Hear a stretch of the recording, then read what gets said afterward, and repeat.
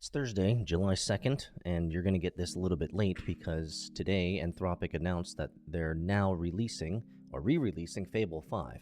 But a week and a half ago, I tried out Fable 5, and I'd like to tell you my experiments. And actually, I'm running more experiments right now, wasting even more tokens using Fable 5. I'll give you the TLDR if you don't want to hang out for the rest of the video.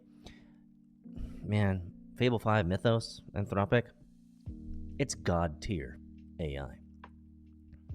So, here it is. When Fable 5 dropped a week ago, I spent $1,000 on tests.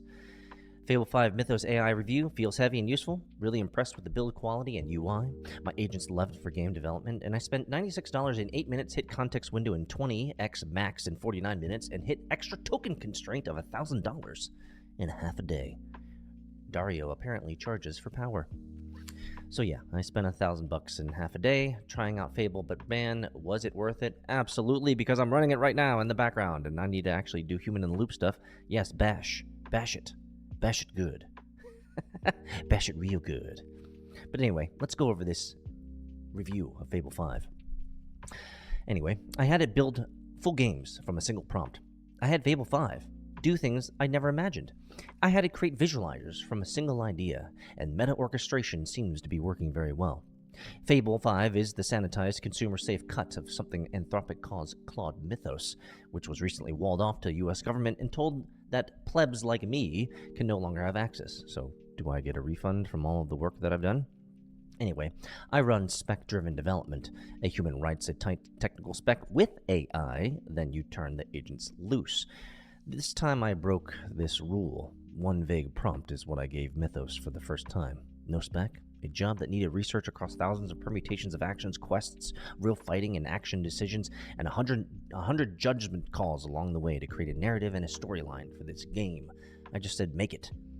And in under an hour, Fable researched the game, planned it, built it, and tested it. No obvious bugs. It wasn't pretty, but it worked. And it was better than what my 4 agents created previously. If you go to dogelord.com/arcade, you can see 20 games that they've made. And the Roblox game I made. What Fable was essentially doing is running teams. The output was kind of expected. Mid-build, Fable stopped and asked me 4 questions, not clarifying the prompt questions, but complex decision questions. How many talents on the skill tree and level up cap? NPCs and their roles within the game, side quests and main quest requirements, and progression mechanisms. These questions were the product manager. These questions were the product manager reading between the lines of a thin brief and knowing the domain enough to ask the questions. So I went up and pulled the build session logs. Fable was running a team of 12 sub-agents and running on less capable models like Sonnet or Haiku, and it was managing all of them by itself. 4 business analyst agents sent out across the internet to research game mechanics and gamification, 4 builder agents to create scaffolding, architecture, logic, and design, 2 reviewer agents that were spun up specifically to review the architecture and the code PRs, basically acting as like tech leads, and then it also spun up 2 QA testers that dropped into real browsers to test the finished app, with one running a headless to do screenshot testing from different angles. Coordination, orchestration, hundreds of small calls, all of it off a single high-level prompt from me. So, in my experimentation, where did Fable fall down? Well, it's not magic and it's not free. Number one, it's fabulously expensive.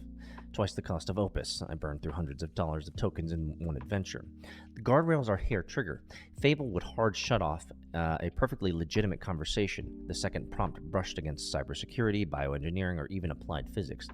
Not, let me reframe that. It just stopped. These were easy to test. All I had to do is start talking about things that seemed a little, let's just say, security-ish. And Fable would say, probably don't want to go there. So what are you really doing? Well, what you're doing is you're moving. What Fable has done is it's moved from Conductor to you as a patron of the Conductor, right? I've been watching the unit economics on tokens very closely, especially as Fable started rolling out, and I have a dashboard of token use from the 8 machines I'm running and a Bitcoin miner. AI started as a power tool.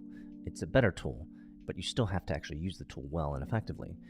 Then we became conductors, orchestrators of agents, right? That's what I'm doing now. Still reading the score, still watching the progress as I do with all of my agents.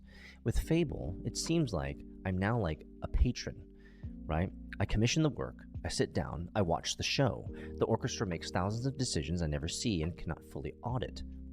Have you ever looked at LLM code, by the way? It's impossible, right? Strip it all the way down, and yeah, it might be still a very sophisticated parrot guessing the next token or next word, but functionally, it seems like it's performing at subhuman levels in software engineering, an immense cognitive tool unbound by conscience or anything resembling humanity. And the honest, uncomfortable part, I'm starting to lose the ability to even comprehend what it's doing, let alone control it.